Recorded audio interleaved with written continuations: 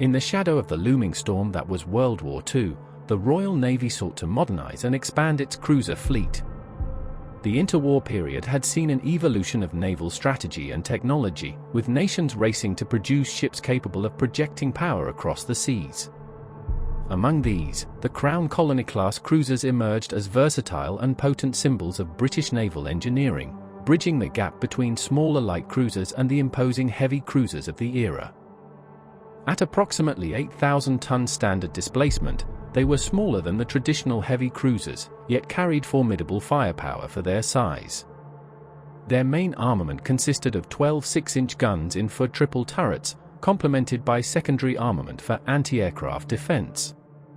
These cruisers were built to balance speed, firepower, and endurance, a combination that would define their operational effectiveness throughout the war.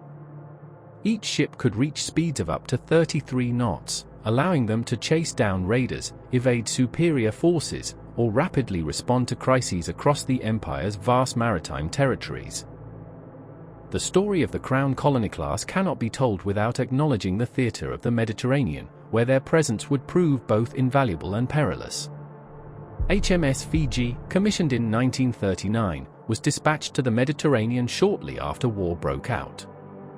The Mediterranean was a crucible of naval warfare, a confined sea where aircraft, submarines, and surface ships constantly vied for dominance. Here, the Crown Colony-class cruisers faced the full spectrum of threats. They escorted convoys to Malta, protected troop transports, and engaged in skirmishes with Italian forces. The light cruiser's agility allowed her to navigate the narrow channels and perilous waters where heavier ships struggled, while her 6-inch guns provided substantial firepower against enemy destroyers and light cruisers. The Mediterranean, however, was an unforgiving arena. In May 1941, during the Battle of Crete, HMS Fiji sailed as part of a fleet tasked with intercepting German forces attempting to seize the island. Above them, the German Air Force ruled the skies, turning the blue waters into a deadly hunting ground of Allied ships. Despite expert seamanship and relentless gunnery, Fiji came under wave after wave of dive bomber attacks. Explosions tore through her hull, fires swept across her decks, and her crew fought desperately to keep their ship alive. But the odds were impossible. With her guns still firing, Fiji finally succumbed to her wounds and slipped beneath the waves, taking 276 of her crew with her. Yet her sacrifice was not in vain. The courage of her sailors, and the fierce resistance they offered, embodied the spirit of the Crown Colony-class, not merely warships, but symbols of British determination, standing firm against overwhelming odds in defense of Empire and Ally alike. Far from the Mediterranean, other Crown Colony-class cruisers found themselves patrolling the vast reaches of the Atlantic and the Indian Ocean. HMS Kenya, a ship known for her speed and versatility, played a crucial role in hunting German commerce raiders and protecting convoys traversing the storm-lashed Atlantic. Her engagements with enemy raiders highlighted the class's strength in cruiser versus cruiser combat. With superior gunnery, good tactical leadership, and the ability to endure long deployments, these ships became trusted workhorses, keeping vital sea lanes open for supplies, troops, and resources essential to the Allied war effort. The versatility of the Crown Colony-class extended beyond direct combat. These ships served as flagships for flotillas, coordinated amphibious operations, and conducted shore bombardments in support of land campaigns. During the Allied invasion of Sicily in 1943, cruisers like HMS Nigeria provided crucial fire support, shelling fortified positions along the Sicilian coast. Their ability to deliver precise and sustained bombardment helped soften enemy defenses, save Allied lives, and pave the way for successful landings. Each salvo echoed the strategic value of these cruisers. They were not merely ships of war, they were instruments of influence, shaping battles on both land and sea. Despite their strengths, the Crown Colony-class faced limitations inherent in their design. Their relatively light armor, while sufficient against destroyer gunfire, left them vulnerable to heavier cruisers and aircraft. Anti-aircraft defenses, initially adequate, required upgrades as the war progressed and aerial threats intensified. many ships received additional 20mm and 40mm guns, radar installations, and enhanced fire control systems. These adaptations reflected the Navy's recognition of evolving threats and the necessity for ships to adapt in real time to survive the increasingly complex environment of modern naval warfare. Courage and innovation often went hand in hand aboard these cruisers.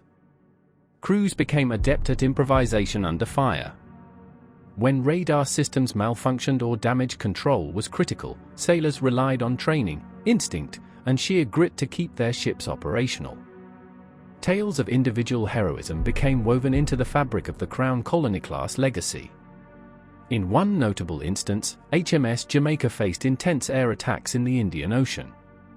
Crew members manually fought fires, jettisoned burning ammunition, and maintained a continuous barrage against attacking aircraft. Their resilience not only preserved the ship but also ensured that her mission, escorting convoys and protecting vulnerable ports, remained uninterrupted. By the war's end, Crown Colony-class cruisers had etched a formidable record. Ships like HMS Ceylon, HMS Newfoundland, and HMS Mauritius participated in operations spanning multiple theaters, from the icy waters of the North Atlantic to the tropical expanses of the Pacific. They escorted carriers, engaged enemy surface vessels, supported amphibious landings, and projected British naval power wherever it was needed. Their adaptability was a hallmark of their design, embodying the Royal Navy's philosophy of creating vessels capable of multiple roles in unpredictable wartime conditions. Yet, the true story of the Crown Colony-class lies not only in their engagements and battles but also in the lives of the men who served aboard them. Sailors lived in tight quarters, enduring the hardships of long deployments, rough seas, and the ever-present threat of combat. The bonds formed in these conditions were unbreakable. Officers and ratings alike learned to trust one another implicitly, their lives intertwined with the machinery of their warship.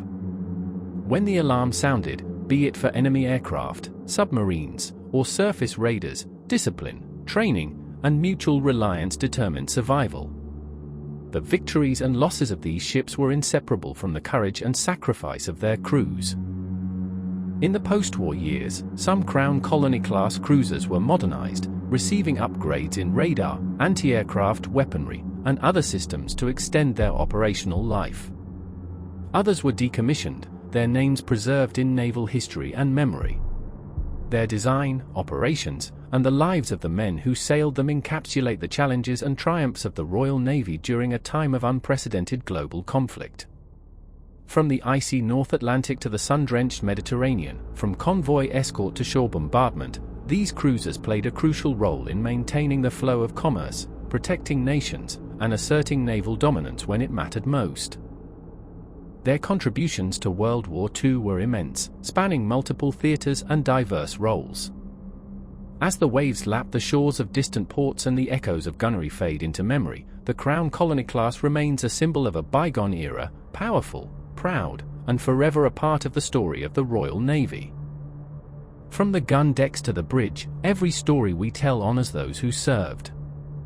If this tale made you feel the salt and steel of history, give it a like, and if you're not yet part of our channel's convoy, subscribe and join the ranks. More powerful stories await.